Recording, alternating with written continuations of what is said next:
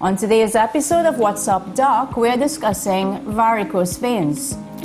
Did you know that 80% of adults between the ages of 18 to 80 will develop some form of venous disease in their lifetime, and that 1 in 4 persons will develop significant varicose veins? Varicose veins is a serious medical condition that causes significant pain and debility. It is a progressive disease, and if left untreated, can develop into painful, weeping venous ulcers around the ankle. These affect a person's ability to weight bear and walk. Life is movement, and if we hold this to be true, then varicose veins affects lives. Joining us today to share his knowledge and expertise on varicose veins is Dr. Fidel Ramprasad, consultant, vascular and interventional radiologist, and lecturer in radiology at the University of the West Indies, St. Augustine campus.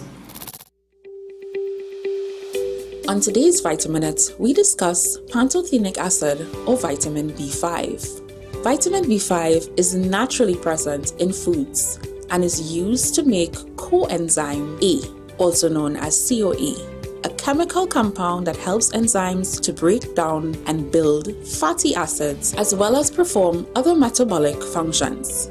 Vitamin B5 is found in almost all plants and animal foods to some degree, because the vitamin is found in all living cells. The best sources of vitamin B5 are fortified cereals, organ meats such as liver and kidney, beef, chicken breast, mushrooms, avocado, nuts, seeds, dairy milk, yogurt, potatoes, eggs, brown rice, oats, and broccoli.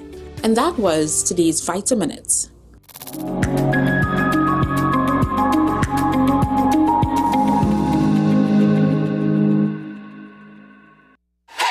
FanZone, your reliable, authentic supplier, has just gotten better. You can now visit our website www.fanzonett.com for your authentic wear and collectibles. The only place where you can use both your Visa debit and credit cards. Visit our website fanzonett.com to make your purchase today.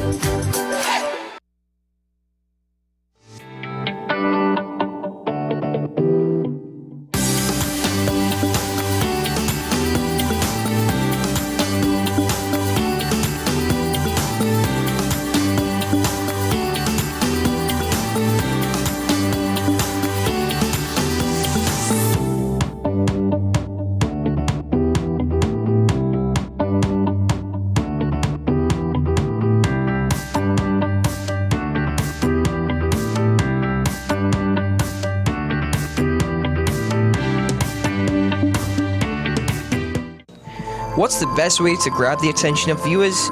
Please exercise more patience. You have to be kidding me. Doing what we do best. I'll say at the very least it's a conspiracy of laziness against the people. Join me, Keaton Shaw. And me, Sean Michael Small, for Talking Point. Weekdays from 8 a.m. to 9:30 a.m. We go in depth on the trending issues and engage the most controversial newsmakers as we get them to account to the people for their actions. You can't go to the government with nothing. You can't go to cabinet with an empty hand, with a wish. I'm glad that we're having this a sober, mature discussion. In the present situation, I expect a continuation of the chaos. Join us for the discussion, Mondays to Fridays, only on WASN, the content capital.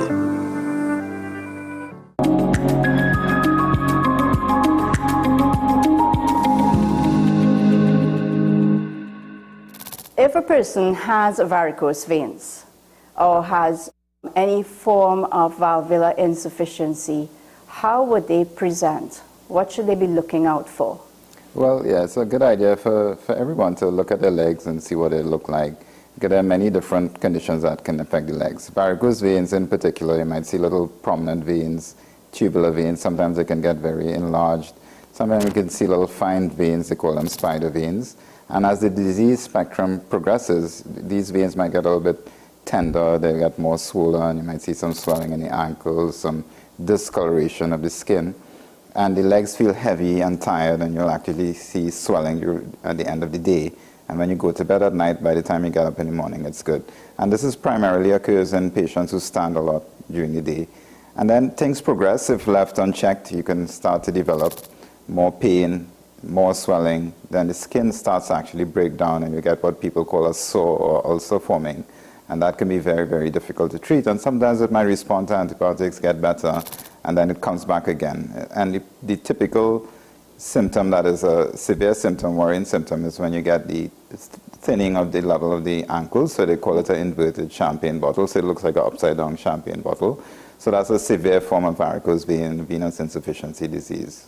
All right. Who is at risk of getting it? Is it everybody, or certain people are at increased risk of developing varicose veins and even venous disease? Yeah, sure. So you might expect it to be in certain populations, and sometimes when you ask the patient the question, they will say, oh, well, my mom had it, my dad had it, my sister has it. So it runs in families, and some of them pop up spontaneously, like, for example, during pregnancy.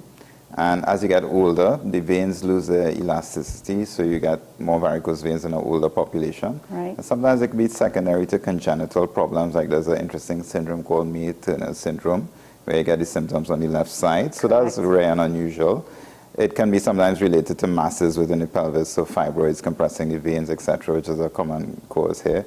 So it's important to sort of know who is predisposed and be able to diagnose underlying causes, because it doesn't make sense you address varicose veins, the next thing you have a bigger problem going on higher up in the body. Correct. Would you say also somebody who leads a sedentary lifestyle, not exercising regularly, does that have an impact on the condition of your legs? Yes, because I think, well, if you believe in evolution and how humans evolved, we weren't initially erect.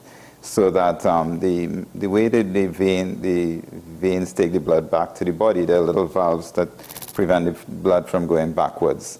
So as you move, the muscle carries the blood back up to the heart.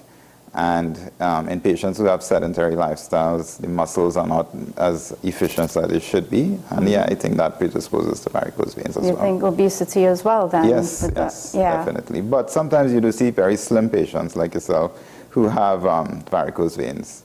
So it is not just obesity. So I've seen a lot of, especially tall people, and you just see this really, really bad varicose veins. So obesity is a factor too, but you can also get it in slim people.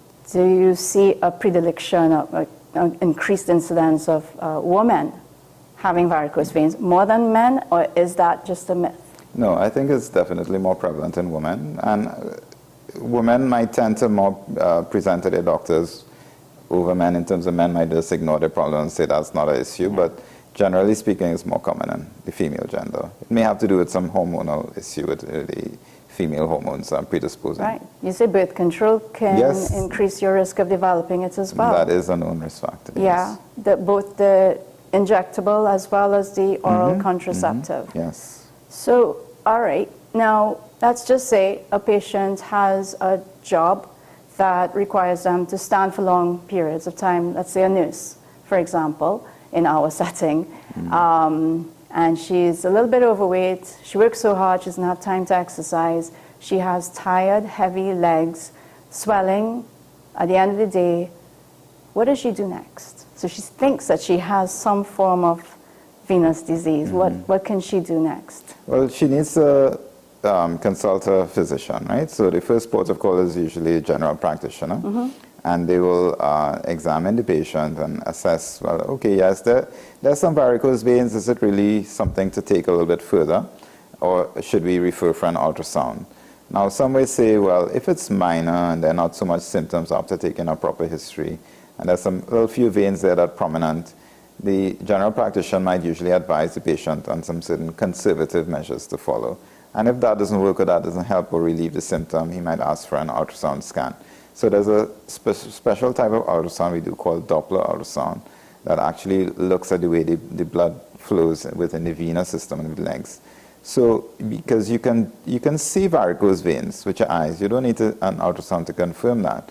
But a lot of people, including doctors, don't realize that there are a lot of abnormal pathways that form when you have varicose veins, that if you don't address these abnormal pathways and these leaky valves, and you just treat the varicose veins, for example, you pull it out or you tie it off or you inject it with something, and you don't treat the underlying condition, it's going to come back in different spots, and the symptoms are going to continue and progress. So this is why I asked you to come, and I wanted the viewers to understand why a radiologist, and specifically a vascular interventional radiologist, would be involved in varicose veins. I mean, so as radiologists, we diagnose and get to the root cause of what is causing your varicose veins. And once we've figured that out, what are the various options, treatment options that are available in Trinidad and Tobago for persons with varicose veins from mild to severe? All right, so let's look at some of the things we could possibly find when we do an ultrasound. So an ultrasound is a modality, what we refer to as a modality or test that we use in radiology. And well, for the audience that may not know, a radiologist is a doctor who specializes in the use of imaging technology. So for example, X-rays, ultrasound, CT scan, MRI, right? And ultrasound is one of the most widely available modalities, and it does no harm to the body, so there's no radiation involved. And we can actually, you know, the most common use for ultrasound might be pregnancy, so everybody knows they get an ultrasound during pregnancy. But Doppler ultrasound is a type of ultrasound that looks at blood flow. And when we look at veins, we look at in a vein, the blood is supposed to flow back to the heart. So from the foot, it's supposed to go upwards to the heart. Against gravity. Against gravity. And there are little valves and whatnot that prevent it from flowing back down, because gravity by nature will want to take it back down. So sometimes those valves not working properly. So the typical place it might occur, it's up by the groin and behind the knee. There are two major valves there that might not be working properly, right? But there are other little points that this venous system can become abnormal. They're called perforators. So you have blood coming in to the varicose veins from these perforators that, if they're not addressed as well or diagnosed, varicose veins will continue to come and come. And even though you're treating some of them, they might come back other spots, right? So the ultrasound looks at that. It looks at the blood flow, it looks at the leaky valves, it looks at where the varicose veins coming from, so that you can plan your treatment. The ultrasound also looks for the presence of clots.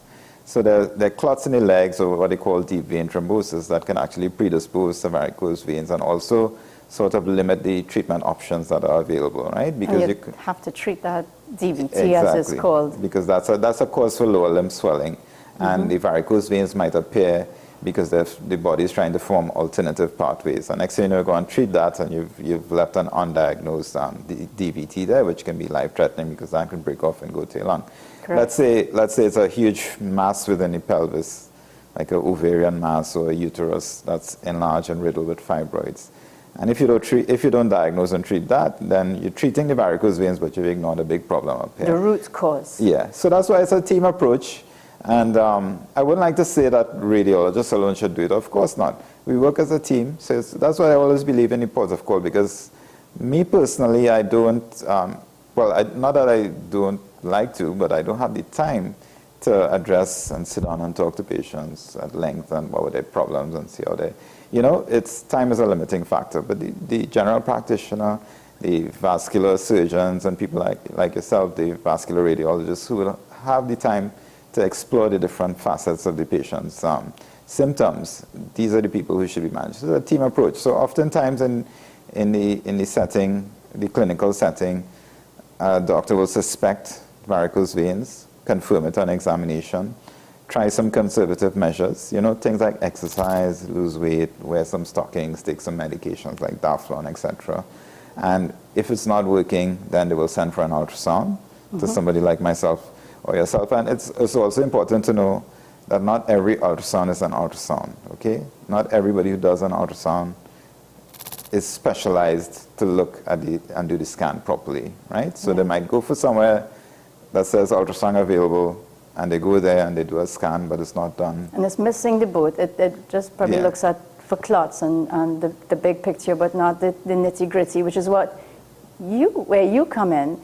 You come in terms of, as an interventional radiologist, you do what the general radiologist can't do, which is to intervene and treat the underlying or root cause. So let's say I have a patient who has severe varicose veins and severe valvular incompetence of that valve you're talking about at the groin or the back of the knee, the SFJ or the SPJ.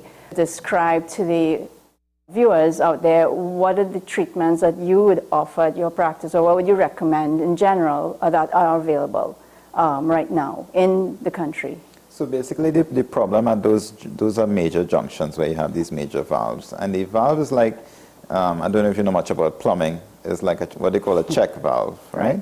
So a check valve is really a valve in a pipe that only allows the water to flow in a certain way. It's not going to flow backwards.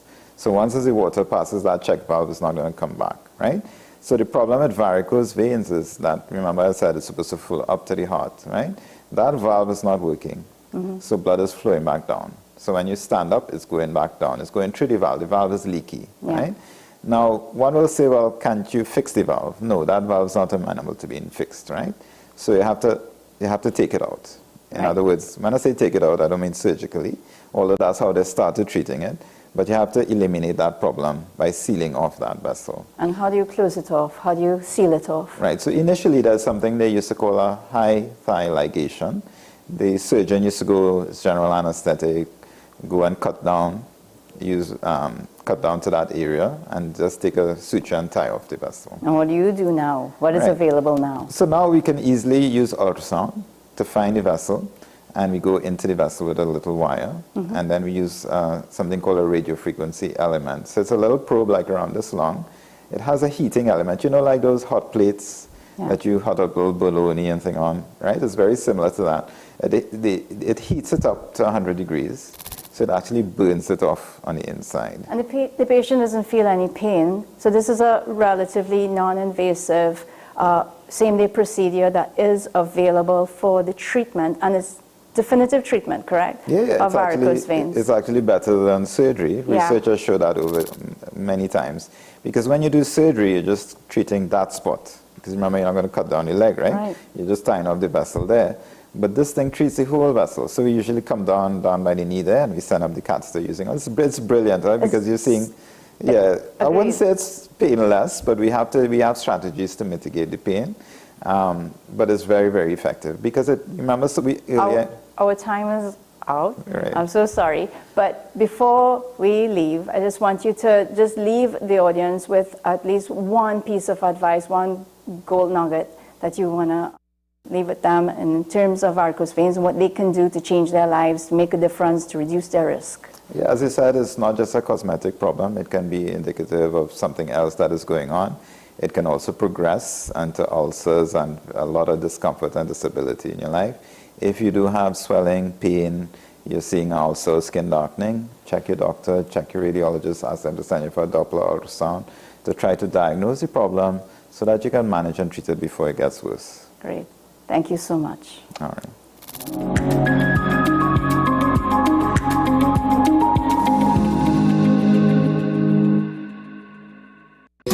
Take some time for yourself or spend some time with the family at Sandy Point Village Hotel. Enjoy our various studio and suite apartments, self-contained with their own kitchenettes and Wi-Fi. We also have our famous 100-foot swimming pool and our beachfront restaurant, the Steak and Lobster Grill. And our location in Crown Point puts us near the center of activity from the nylon pool to the local nightlife. Call us and make your reservations at 639-8533, 389-2378, or email us at sandypointvillagehotel@gmail.com. Knowing how to tell authentic is as easy as 1, 2, 3. Find it, match it, search it. Step 1. Find the style number on the tag. Step 2. Match the style number inside the jersey with the number on the tag. Step 3. Search it. A quick Google search of the style number will verify the jersey is authentic when the search results match the jersey being searched. Don't be fooled by counterfeit jerseys. Before you buy, remember to find it, match it, search it. Fan Zone, 2 locations nationwide. Center City Mall, Chaguanas, and Movietown, Port of Spain. Nationwide delivery available. Is it politics? What is it? Is it that nobody cares about sports? The kind of support that sport used to get in the past is no longer here. The thing is, taking a knee doesn't mean that that's the only thing you're doing on it. Right. Taking a knee along with other stuff. Samantha, what are you looking forward to when you return home to Trinidad and Tobago after winning the title? Thank you very much for speaking it into existence. Is it no pressure on Nicholas Ball? It makes me more motivated to work hard and to go out there and rep the white and black. Why are we sending a team to the Winter Olympics? There are a number of Trinidadians who are in the diaspora and have grown up in winter sport. It's an opportunity that the Trinidad and Tobago Olympic Committee will not close the door. I also believe in the players that we have. Once you can motivate the players, you can get the best out of them.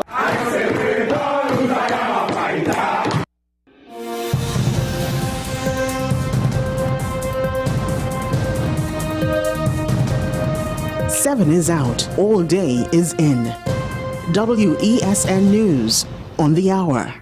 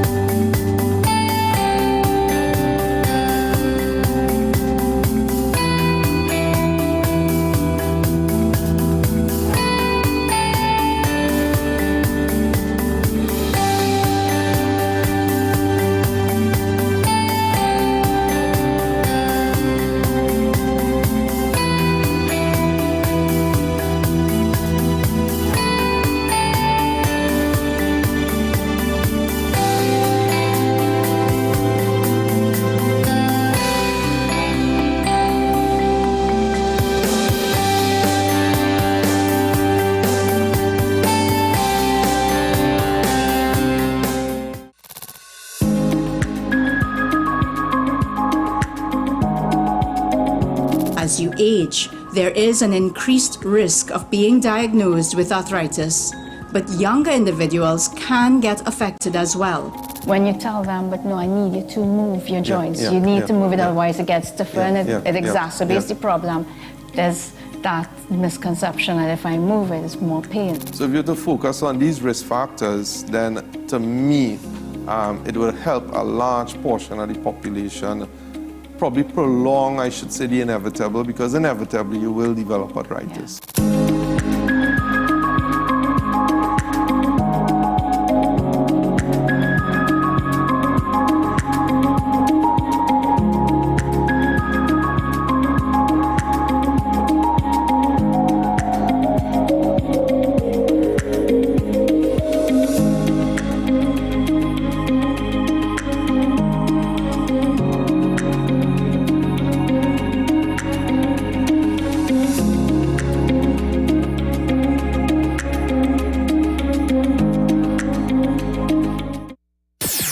WESN.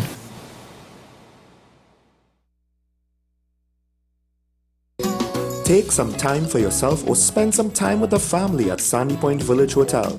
Enjoy our various studio and suite apartments, self-contained with their own kitchenettes and Wi-Fi. We also have our famous 100-foot swimming pool and our beachfront restaurant, the Steak and Lobster Grill. And our location in Crown Point puts us near the center of activity from the nylon pool to the local nightlife. Call us and make your reservations at 639-8533, 389-2378 or email us at sandypointvillagehotel@gmail.com.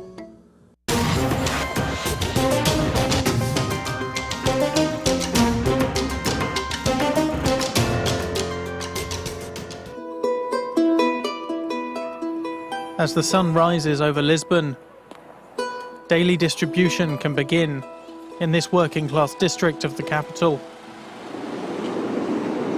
These drug users come here every morning to get their dose of methadone.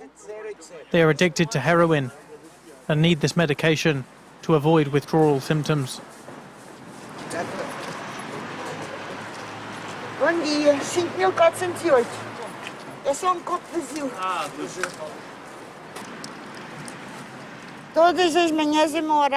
I come here every morning at the same time. It's just like work. It's my responsibility. This medical treatment for drug users, financed by the state and given completely out in the open, has become an everyday normality. Medical checkups are also provided, which is precious for this patient of 16 years. Not only the methadone and the substitution of heroin, it's also the message for life and the support, care, love. It's very important. For 20 years, Portuguese anti-drug policy has been one step ahead of the rest of the world. Filmed in 2000, this same area used to be nicknamed the drug supermarket. At that time, 1% of the entire Portuguese population was addicted to heroin. In order to contain the problem, the country took the unprecedented step of decriminalizing all drugs.